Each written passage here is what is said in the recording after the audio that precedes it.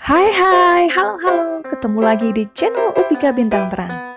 Kali ini saya akan share video menarik sekali tentang parenting. Jangan lupa subscribe. Setiap bulannya di PAUD kami sudah rutin ada kajian parenting. Kali ini akan diisi oleh Bunda Desi Marlia Destiani yang juga kepala PAUD kami.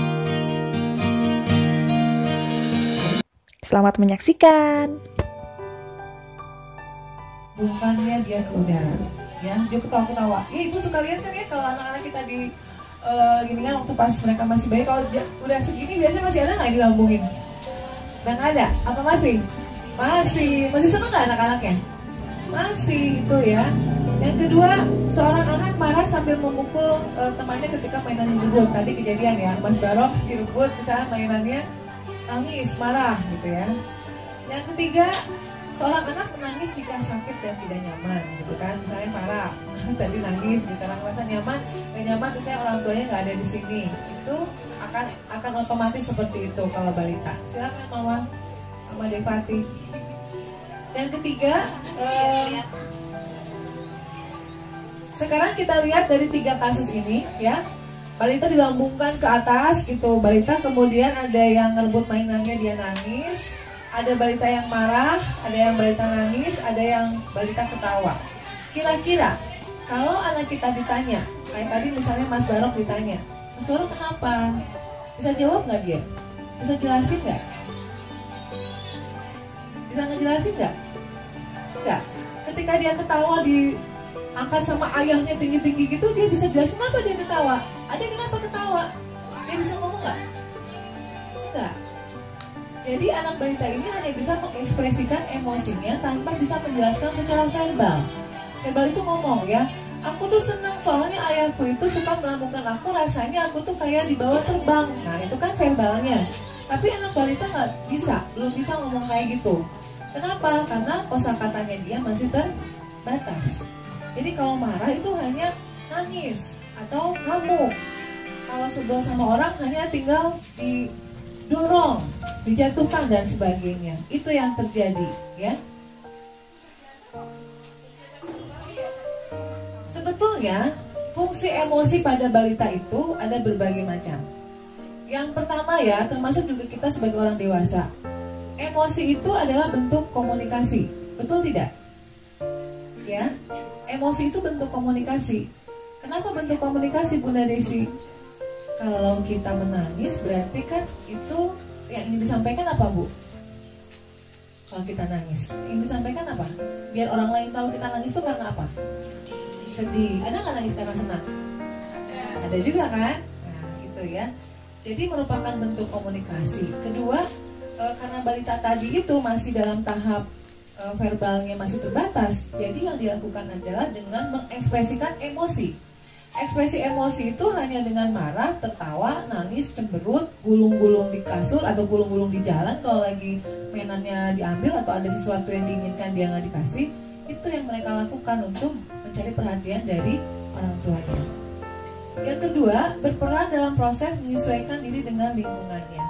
Ya, jadi fungsi emosi itu berusaha untuk menyesuaikan diri dengan lingkungannya. Kayak apa? Nanti akan saya jelaskan satu persatu. Nah, misalnya ini. Tingkah laku anak jadi sumber penilaian lingkungan sekitarnya. Contoh, kalau anak yang sering nangis disebut anak apa? Anak cengeng, ya. Jadi kalau misalnya ada anak kita tiba-tiba orang lain sering ngelihat, dikit-dikit nangis, pasti kita ngecapin anak ini, itu anak cengeng, gitu kan? Nah ini lingkungan yang melabeli bahwa anak itu yang suka nangis menjadi anak yang cengeng. Yang kedua, reaksi sosial membentuk tingkah laku anak. Contoh, ketika anak memukul, reaksi orang sekitarnya itu nggak suka. Jadi anak akan memperbaiki gitu. Oh, kalau dipukul itu, kalau aku mukul orang, guruku ngasih tahu itu nggak baik. Berarti guruku nggak suka. Besok aku nggak akan pukul lagi. Tapi yang sering kejadian, ya, yang saya perhatikan di zaman sekarang, orang tua itu, mudah-mudahan di Indonesia ini nggak ada yang kayak gitu ya. Anak yang mukul anak orang lain, didiamkan. Bahkan nggak apa-apa, masih anak-anak, jangan dimarahin Bun, masih anak-anak. Ini kejadian ya, di suatu hari saya pernah cerita belum ya, ada seorang supir taksi, dia itu curhat ke saya waktu itu, karena waktu itu ngobrol-ngobrol cerita kalau saya guru PAUD. Bunda Desi, kalau misalnya ada orang penumpang saya waktu itu, katanya dia itu bawa 2 anak kecil. Yang satu umurnya paling di bawah 5 tahun, yang satu kakaknya sama ibunya di belakang duduk.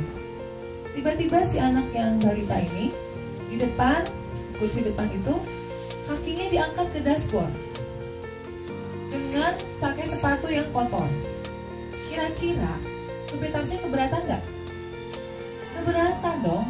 Supir taksinya terus bilang sama anaknya, Dek, maaf ya, kakinya tolong dikebawahin. Karena pertama nggak sopan, kedua kan mengotori dashboardnya punya dia ya, dia juga namanya taksi kan bolak-balik ngambil penumpang yang lain, bukan mobil pribadi. Kecuali mobil pribadi ya terserah, itu mobilnya dia. Ini kan dia juga mobil yang buat umum gitu kan. Tahu nggak reaksi orang tuanya di belakang apa? Malah marah. Dia bilang, Bapak tuh gimana sih, itu kan masih anak kecil, kenapa anak saya dimarah-marahin kayak gitu? Udah, saya turun di sini aja. Kemudian dia turun di situ, lalu si sopirnya dikasih bintang 1 dan tidak dibayar.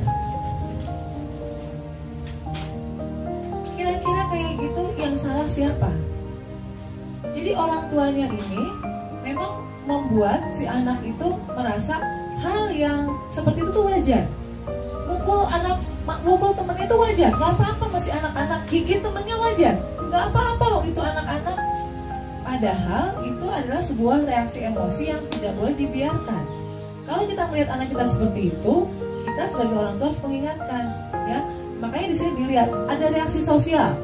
Ketika anak mukul, reaksi orang sekitarnya nggak suka, kasih tahu bahwa maaf ya, kamu tidak boleh mukul temennya.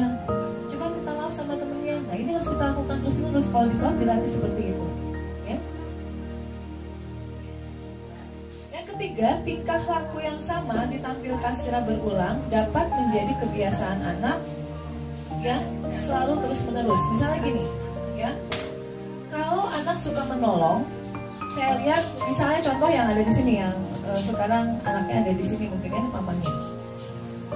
Kalau saya perhatikan, misalnya ada anak-anak kalau habis mainan itu diberesin kan mainannya, ayo kita beresin. Ada satu anak yang cepet banget gitu dimasukin, terus kita puji. Oh, Devati pinter ya, selalu membereskan mainannya setelah habis main.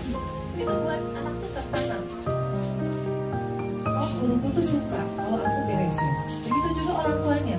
Jika anak dipuji terus perilaku baiknya, itu akan jadi kebiasaan.